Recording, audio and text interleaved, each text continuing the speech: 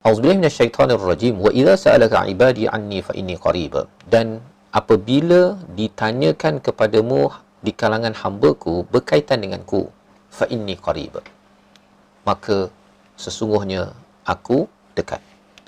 Apa yang kita perasan dalam ayat ini, tuan-tuan? Allah nyatakan apabila seorang hamba itu dia menyoal, dia ada masalah. Masalah itu daripada perkataan sa'ala. Tak kisahlah masalah apa pun dalam hidup dia.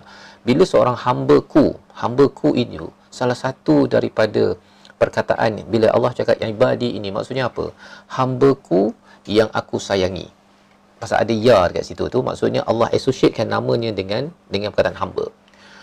Walaupun kita ini pendosa, walaupun kita ni mungkin ada masalah solatnya, Qurannya, adalah macam-macam. Tetapi bila kita ada masalah, itu adalah sifat seorang hamba dan Allah amat suka. Nak tahu Allah suka ke tidak? Bila Allah gunakan perkataan ya ini ditambah kepada ibad. Boleh je cakap wa idza sa'alaka ibad, kan? Tetapi Allah tambah ya itu, seperti mana kalau saya beri contoh sebelum ini, bila anak itu dia datang semayang masjid ataupun dia baik perangai, orang cakap itu anak siapa tu? Tu anak saya. Kan?